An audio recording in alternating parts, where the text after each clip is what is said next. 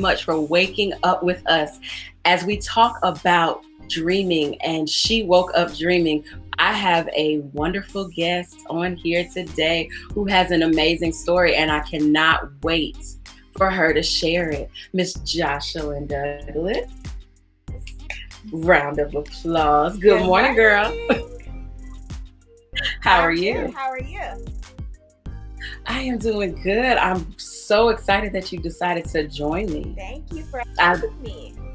Yes, I've heard so many good things about you, and I was like, let me just reach out. Let me just reach out and see what she says. And you said yes right away, and so I'm so grateful. Absolutely. Yes, so this whole premise of She Woke Up Dreaming, it stemmed from a session that I had with Brittany Spivey. Mhm. And I was doing a songwriting session, and I just kept hearing that phrase, she woke up dreaming. And so we sat down, we ironed it out. We were like, how can you wake up dreaming? And I started thinking about all the times that I slept on myself. You know, you sleep on yourself and you Oh yeah. limit yourself, and Mhm. you have all these reasons why you cannot do what you were called to do. But I said, Ebony, it's time to wake up. And what I did was I created a calendar, I created a journal, and now this whole web series and podcast has sprung from it.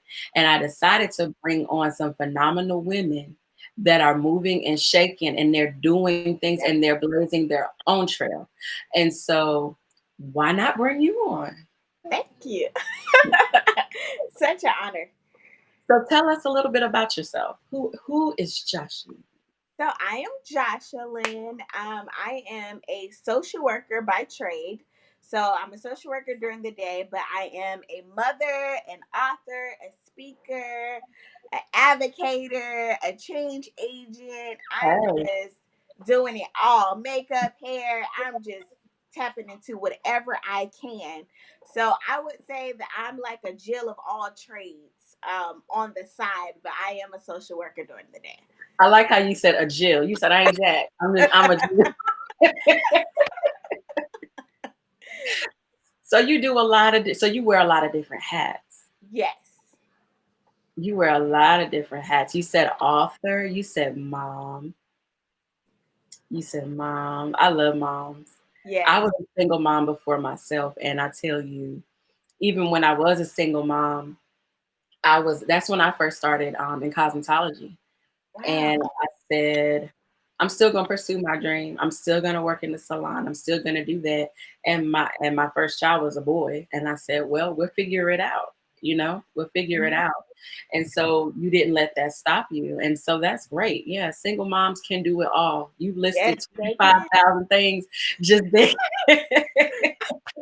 Oh my goodness. Like I'm so stretched and pulled and but I'm like, this is teaching me so much. Like becoming a mother, woo, it changed me so much. I was already great before I had my son, but when I Hey, had him, he like really pulled me, stretched me. Um, oh, God just shifted my whole like life. yeah. And in the beginning, I was very shameful of my pregnancy because I was single. I always wanted to be married and do it the right way.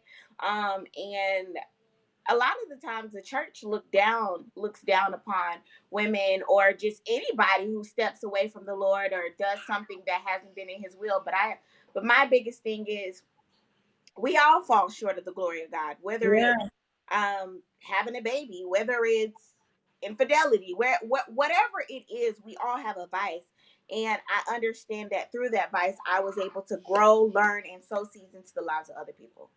Yeah, and that's perspective. Like everything begins with a choice, right? We have to start making choices not to allow the things that we experience, because children are a blessing. Mhm. Um, I love my kids. Like I have 5 children. They're all so different. But my very first child, I had to learn what it was to be a mom while I was being a mom. I was a teen mom. I was in college when I got pregnant. I was a freshman in college. Wow. And so I had to say, Ebony, you can't stop. You got to keep going. And so that was my thing. I said, well, I want him to see me succeed Mhm. because then he knows that there's nothing that he can't do. Right. So, I hear your little one. Oh my goodness, he is back there. I'm trying to keep him quiet. Oh my gosh, that's You're funny. fine. You're fine. Hey, it's real. So we can jump straight in. So I have my first question for you is if you had one word to describe your journey up until this point. You know, you're young, but you've lived a life, you Yes, know. If you had one word to describe your journey up until this point, what would that word be and why? I would say resilient.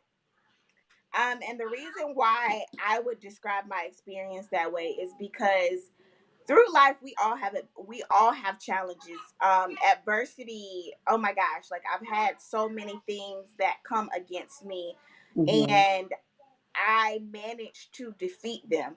um Hmm. I I think about a mountain and all of these different mountains that come in my way. And somehow I just find a way to get over them each time. And I'm like, it's not just me that's helping me, it's my creator that is helping me Yeah. as well. And I always believed, and people always tell me, God has a special calling on your life. God has a special calling on your life. And I never really understood that until I was older and really, started manifesting my dreams and my visions and stuff. And so I would say that I really bounced back with so much power, so much strength. Um, yeah, and just embracing my journey. So you found your confidence in God Yes. and you were able to push forward no matter what happened. Yes. No matter what happened. And see, that's something that some people don't find. They take whatever happens to them. You know, Mhm. life gave me lemons, and so I ain't gonna make lemonade. I'm just gonna wallow in these lemons and complain about how sour they are. Mhm. No, you take them and you make something great from it. Yes. And it's all begins with a choice. Like Mhm. I'm sure you said resilience. So if there are things that you had to bounce back from, that must mean not everything was great. Not everything was great, but you took it and that was fuel to go forward. Yes. Absolutely. Yeah. So when you think about journeys, think about a journey and it takes a while and you got to keep walking and whatever you're carrying sometimes could get heavy Oh, and yes. whatever you're doing, it can become weighty, but you know that I have a destination to get to. I got somewhere to go. I got somewhere to be. And so I can't complain. I can't stop whatever is weighing me down. I might have to leave it to the left or to the right because I Mhm. gotta get to my destination. Yes. I'm sorry. No, go to your room. Cause he makes too much noise. Can't I understand. focus. I understand. Trust me. So, when you talked about your journey, what are some of the things that you had to shake off? So, I grew up in the foster care system. I entered foster care at the age of 6, and I aged out at 18. Mm, And so from 6 to 18, I had been in 29 different foster homes. I whoa. had when I was 13, I actually I was convicted of a crime. Um, I had stolen a car at 13, something that I'm not proud of, and I was charged with grand larceny and the possession of a stolen vehicle. At 13, I had no idea about the criminal justice system. I had no idea about racism. I mean, well, I knew about racism, but I didn't know how prevalent it was in our judicial system. I had all the odds against me. I was in alternative school when I had turned from 6th grade until about ninth grade. I was in alternative school, and it was a challenge. And I remember some of the foster homes that I was in, they would tell me like, you're not gonna amount to anything because your attitude stinks. And at the time, it did stink. It did. But I knew that there was something greater. I knew that I said, you know what? I know that I'm going to be something. And I always used to tell myself, no matter what people said about me, I was always the kind of person that said, I don't care what you think about me. Yeah, so what? I have a nasty attitude. God is still working on me. That was my thing back in the day. And so I have really, when I turned 16, I had went into a children's home. And so it was called the Boys and Girls Home of North Carolina, in like a rural area. And so basically I had depleted all of my foster homes. There were no more options for me. And my social worker told me, she said, listen, we don't have no more homes for you. You're gonna have to go to this foster home. I mean, this it's pretty much like a children's home. But Mm. pretty much like a group home. And it was like 8 girls living in one cottage. And I remember what they read on paper, and they were basically, at first they didn't want to accept me into their program just because of what was on paper. And when I Yeah. got there, I remember Mr. Jonathan, who was like the director of like my specific cottage at the time, he was saying, wow, this person on paper doesn't seem like the girls sitting in front of me. And I was saying, you know what? Yep. And on my way there, it was like a 3 to 4 hour ride from Durham, and I kept telling myself, I want to change. I want to do something different. And change starts with yourself. Nobody can, no matter how Yes. many times people can sit down and talk to you and say, you know what, Ebony, this is what you need to do. I think this is the best decision for you. I think that you should do this and do that. But until you make up in your mind, make a conscious decision to say, today I am going to be somebody different. I'm going to Hmm. do something different. I'm going to shake this earth. I am going to change my life. That's when change really starts settling. And I made that decision. I said, I didn't want to be that, all these labels that they had labeled on me. I think by the time I made it to this children's home, I had like 11 to 15 diagnoses. Oh I my said, God. I'm not crazy. There's nothing wrong with me. The decisions that I make are the ones that I made, not because Sally Mae Jr. is in my head telling me to do these things. I'm not, there's nothing wrong with me. And so Hmm. I remember I was staying there for about 3 months, and we had a CFT meeting. And CFTs are basically child and family team meetings. It's like a check-in to see your progress.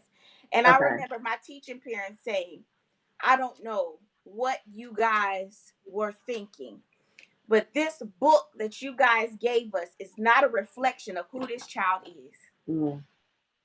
And I remember my social worker saying, oh my God. Like, she was just so shocked and surprised. And it was mind blowing for her, because it was like, just 3 months ago, we're talking about a person who committed a crime. We're talking about a person who depleted all the foster homes in Durham County.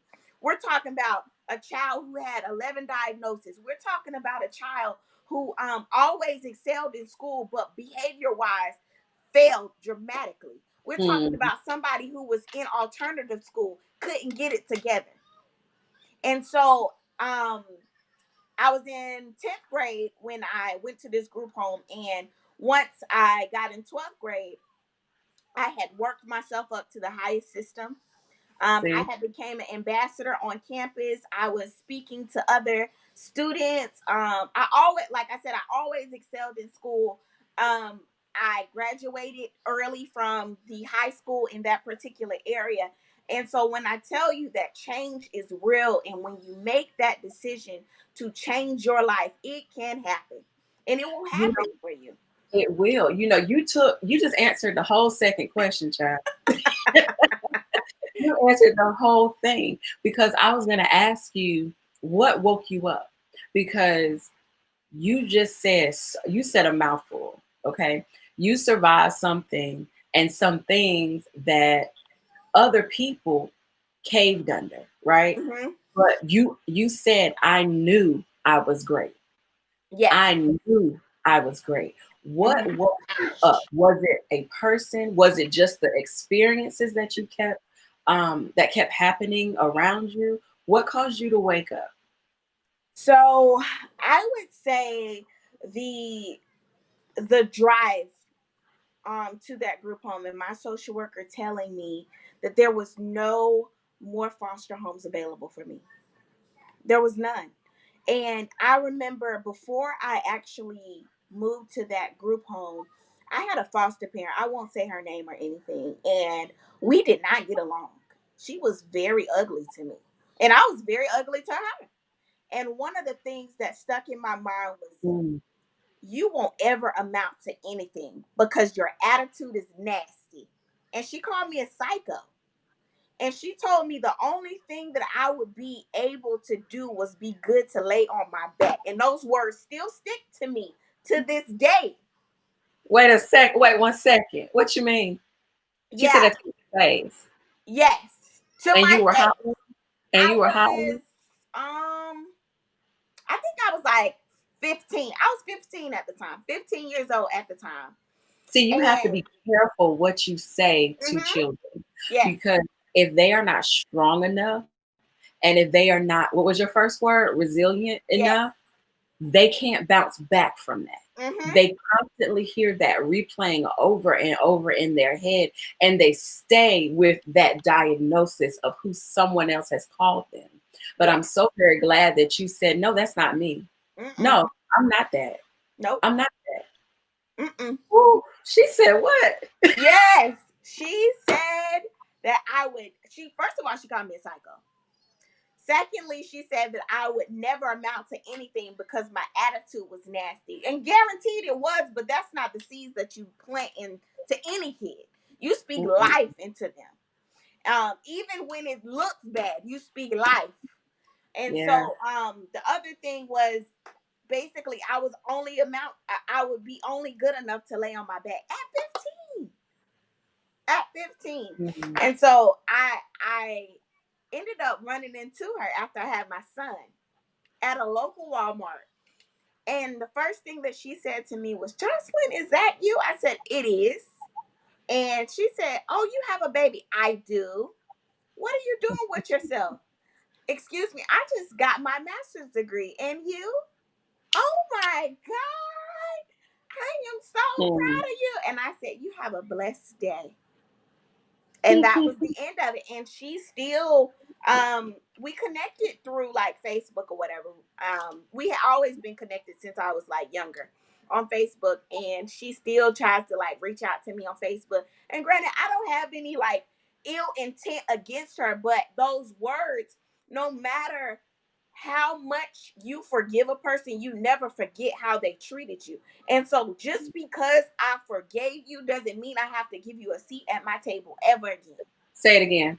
So just because I forgave you does not Yes. mean I give you access to me like I used to, and you do not have to have a seat at my table. Yeah. Yeah. We that chair is unavailable. Done. Period. Unavailable. Unavailable. So it's interesting. You know how you go through things and then sometimes you are nervous or you're fearful or you don't want to encounter the people that you dealt with in the past that will try to pull you back to where you were. Mm-hmm. But it's good that you were able to encounter and you were able to stand in your confidence, but you also had proof that, okay, I may have made a mistake. I don't think children are a mistake, Mm-hmm. except what God allows. If He Yes. gave you a child, that means you're equipped enough to handle it. So it's up Yes. to you to take ownership of that and do what you're supposed to do as a mom and support them and nurture them the way you would want to be nurtured, Mm-hmm. right? But for you to be able to say, oh, yes, I have my child, but oh, guess what I did? I not only graduated high school, I not only graduated college, but guess what, honey? I got my master's. Yes. And you have a blessed day. Yes. Yes. Straight like that. Period. Have a blessed day because we don't have anything else to talk about. And that's good. You learned Mm-hmm. how to press forward and you didn't allow it to take you backwards because you could have acted ugly at Mm-hmm. that time, but you didn't. Yeah. So kudos. Good job. Thank you. So if you could, so the people listening, the people viewing, um, we want to give them something to take away from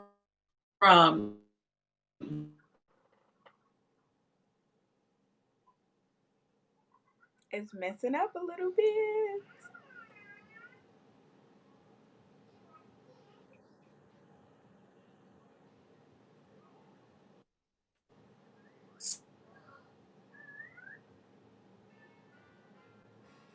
I called it sleep paralysis. Mm-hmm.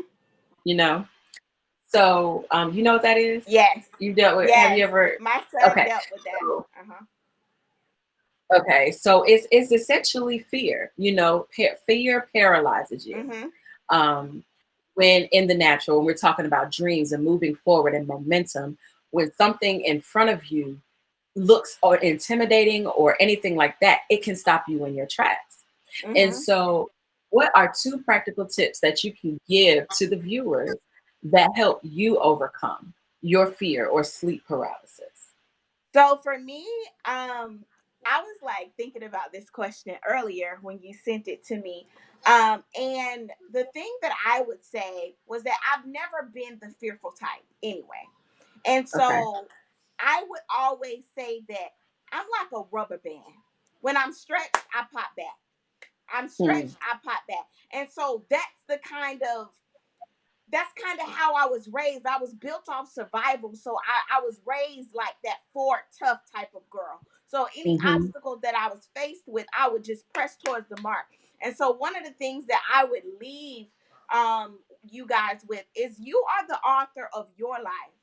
And no matter Yes. what the world says about you, no matter if there's um ill intent against you, no matter about anything else. Forget what everybody else is doing and whatever everyone else is saying. Focus on your journey. Don't compare your journey to anybody else. God has ordained your journey specifically for you. You are the author Hmm. of your life. You write that story how you want it to go. And Yeah. just because you are dealt a bad hand in the beginning, you write it how you want to so that it can have a great ending. I'm telling you that once you begin to focus on your journey specific to you, once you make up in your mind that I want to be a change, that I want to make a change, that I want to do this vision that God has instilled in me, that I want to produce this type of thing that God has given me. Once you focus on that and you manifest that in your spirit and you keep reminding yourself of where you want to go, I'm telling you, it will happen for you. So keep going forward, right? Yes. Just keep pressing Keep forward, pressing forward. no matter what adversity comes. No matter. No matter what adversity comes, you gotta cope. And that's the thing about being resilient. Mm-hmm. You know, the rubber band was a great explanation because you stretch. It has elasticity, Yeah. so it stretches. You know, Mhm. and stretching in the natural doesn't feel great. Absolutely. You know, imagine. And so let's talk about being sleep. So if you're asleep, that Mm-hmm. means you're not moving. And Mm-hmm. so in the mornings, when you wake up and you start stretching and you start moving, if you're moving a muscle that has not moved in a while, It's a it's lot gonna sore. be uncomfortable. Mm-hmm. It is. And it Mm-hmm. might hurt. You Yes. know, for a while I worked in physical therapy. So stretching people, we tell them, hey, it might hurt worse in the Mm-hmm. beginning, but Mm-hmm. eventually it will feel better. Yes. And so even with our dreams and with our visions, when we're trying to press forward, we have to understand there will be opposition. That's how you're strengthening. You know, in Mm-hmm. strength training, you have to have opposition to pull Yes. against so that you can strengthen those muscles. And Mm-hmm. so the things that you were dealt, yes, they looked like a they looked like opposition in the beginning, Yes. and it was, but it caused you to be who you are today. Yes. Absolutely. So And it produces I'm outcome. grateful. I'm so grateful Hmm. for just that that type of those things that I've gone through. People tell me all the time, "Oh my God, I wouldn't have been able to go through it." Yes, you would have, because if God allowed these things to happen, not saying that He caused it, it was building me. It was building me this whole entire time to the person that I am. It has molded me.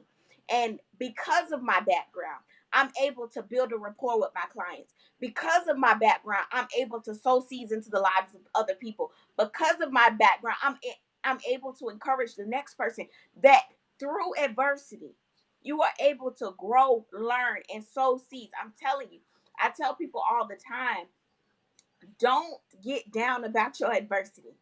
Don't get down about your challenges, because I'm telling you, your challenges is not just for you. It's for the next person to tell them, you know what? I did that same thing, girl. And you can get up and you can walk out on water just like Jesus did. I'm telling you, you can do this thing. You can do it. And so I tell people all the time, my friend has a shirt line, and the shirt line says, do it scared.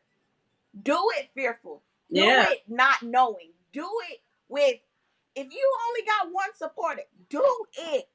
It will grow. It will blossom. Do it scared. And that's what I tell people, even though I didn't really have that fearful spirit. But if that's something that you're struggling with, do it scared.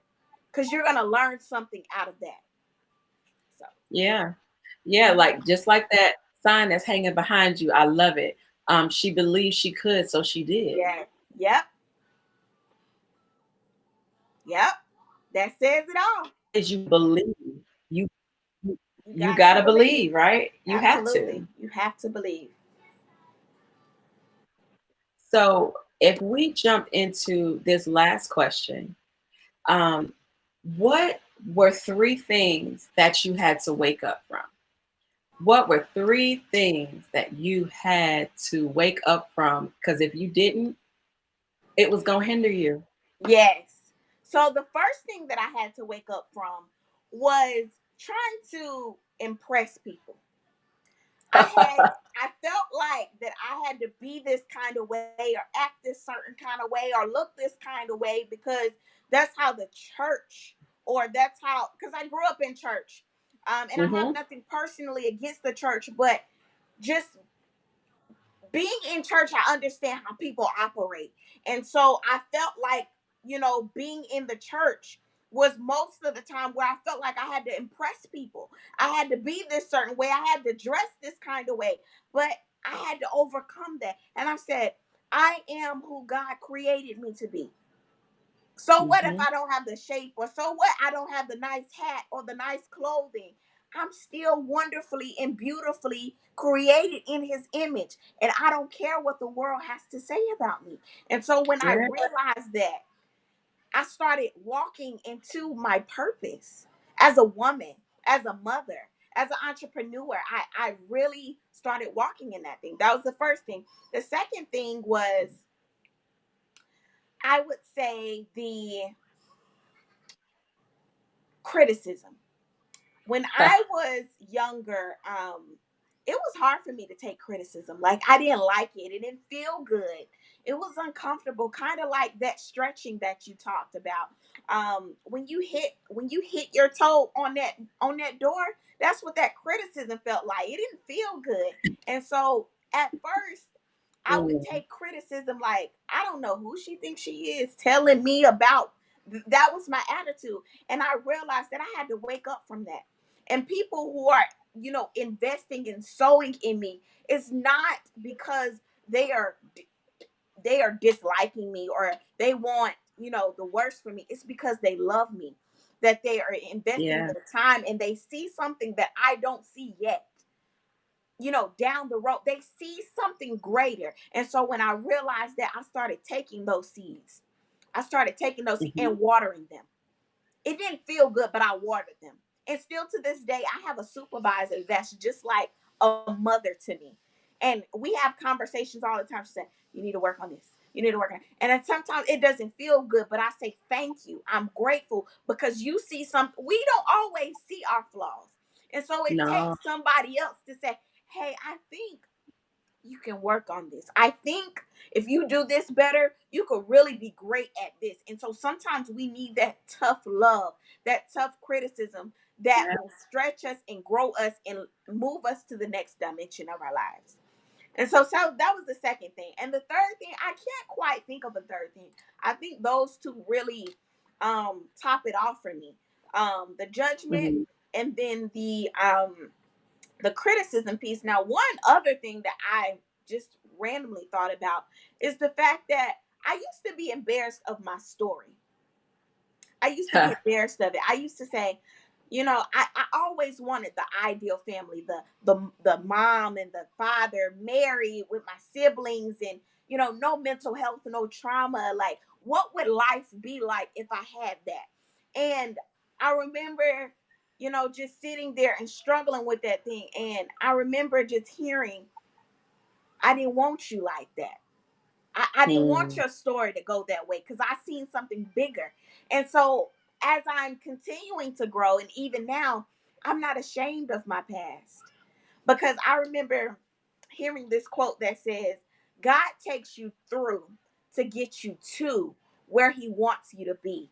And so I kept contemplating on that thing. I said, God, no matter how ugly that story was, because it would take me forever to tell it. But no matter how ugly and how traumatic that story was, it's almost like how a caterpillar goes into a cocoon and comes out beautiful. I'm telling you, mm, blossoms. And so I stopped being ashamed of my story and said, I could really empower some people.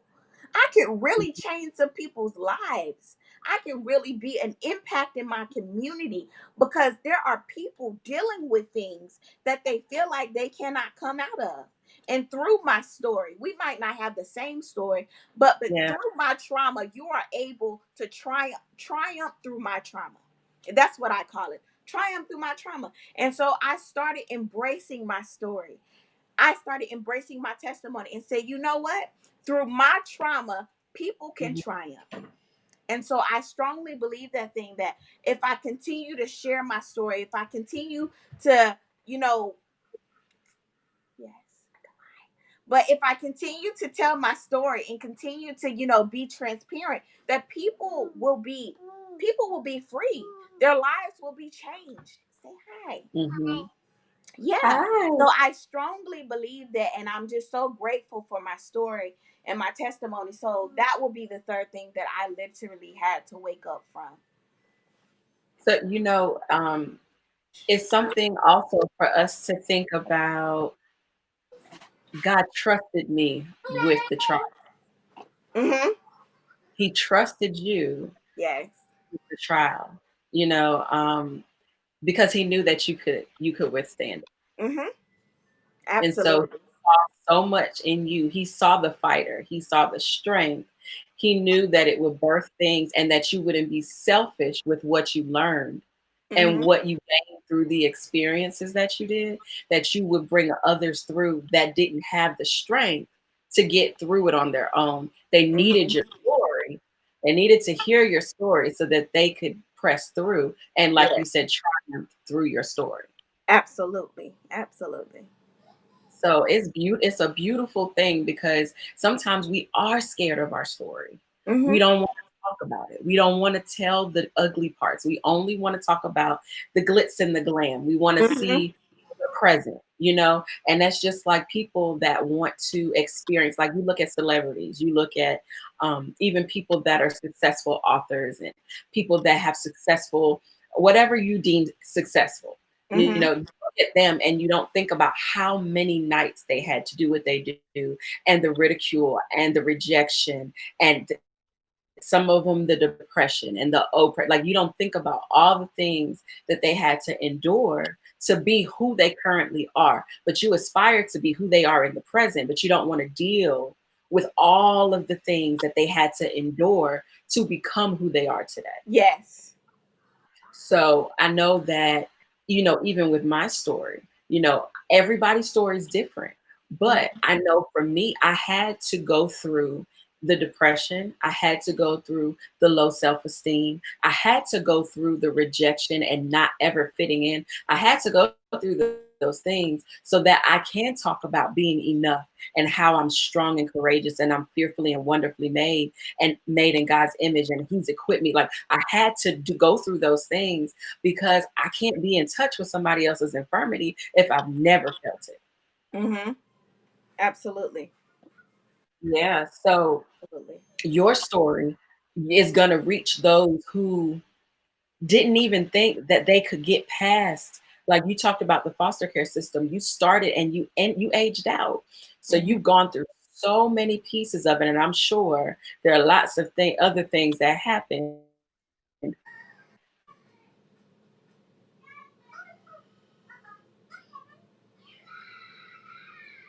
You overcame. Mhm. So I want you to, this is my favorite part. Like, this is my all time favorite part of this whole experience. It's called the bathroom mirror exercise, right? Mhm. So I want you to look into your camera, Mhm. and as I'm being here, I want you to encourage yourself. You're about to walk on the biggest stage you have ever walked on before. What you have prayed for, it's here. You're about to walk through the door. You're about to be at the table that you saw in your dreams. You saw it in your dreams, honey. And now the call came, you answered. They said, meet me here at this time. So you're about to walk out your house and walk onto the biggest stage of your life. You need to give yourself a pep talk because there's nobody else there to do it. Mhm. So I want you to encourage us as you encourage yourself and send us on our good little way this morning, okay? All right. I would say to myself, girl, you are powerful. You are powerful beyond measure. You are beautiful. You got this. There are things that you have went through in your past that you have defeated. So to get out on this stage, to take a seat at this table, this should be nothing to you. You got it. I'm telling you, God has put it in you. God has ordained you for this. God has manifested these things all of these times. So all of these obstacles that you went through has only built you to this very point. So I'm telling you, you got this, and there's nothing that can stop you. You are awakened, you are unshakable, and you are unstoppable. Get it, girl.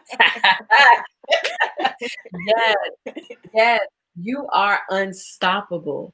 The only limitations we have are the ones that we put on ourselves. Absolutely. And so today, when you walk out of those doors, now she just encouraged you. I hope you felt it because I felt it. I was over here shaking. Um, I want you to leave today knowing that you are more than a conqueror, that the greater one is on the inside of you. And with him, you can do anything. Yes. No limitations, no boundaries, no limitations, no boundaries. Yes. Know that you can stand tall, you can stand strong, you can be courageous because the greater one is on the inside of you. Like, do you understand what that means? Right. Do you understand that the creator of the universe, the Mm. creator of heaven and earth, resides on the inside of you? Inside. And Yes. so, if he resides here, if he's in your heart, don't you know that whatever you touch will prosper? Mm. Yes. Yeah. Do you know who you Mm-hmm. are? Because he knows who you are. I challenge you today to get to know what God says about you. Yeah. Allow yourself to look at you through his lens, not Mm-hmm. yours. Take your glasses off, put them to the side. Yes, Created ma'am. in his Yes, image. Yes. yes, ma'am. Yes, ma'am. That goes with my I wrote a devotional in 2017, and it's called In His Eyes, I Am Enough. Wow. Not in mine, but in his eyes. Mm-hmm. Once I exchange my vision for his, I'm enough. Yes. I, I'm enough. And why don't I think I am? Mm-hmm.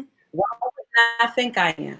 And so we have to know who we are, and that comes with knowing who Christ is. And Yeah. once you develop that relationship with him, you won't allow the other things and the other people around you to dictate who you are. No, you're able to stand firm and on the foundation that he's created. So I am so grateful that you shared your story. You shared probably this much of your story with us, about this much.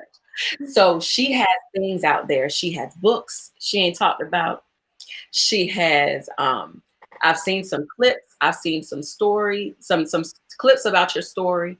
Um I even went on YouTube, child. I saw when you were pregnant, you were getting ready to have a baby. Like I saw all that stuff. But she's transparent. And that's what some people need to understand. You have to share your journey because it empowers somebody else. Yes. And so I want you to tell our viewers how they can find you and what you're doing. Let us know what you're doing, what projects you got going on. So I am currently in school obtaining a PhD in human Come services. on. And I currently have a book out entitled Level Up, wealth, creating financial habits, building wealth and legacy. So I probably said that all wrong because it's still fresh and new, but it is currently on pre-order. And so if you are ready to change your financial life, if you are ready to change your life in general, if you need some tips, if you need some pointers, if you want some transparency for somebody who was buried in debt, who pulled herself from the ground out, this is a Mhm. powerful book for you. And even though I'm still on that debt free journey, it is empowering. And I feel like whenever you make that decision, that one decision can change your life. And so if you are ready to level up in your life, I am really pushing that you go and order that book on joshalined.com, where I also have my other book entitled The Douglas Approach.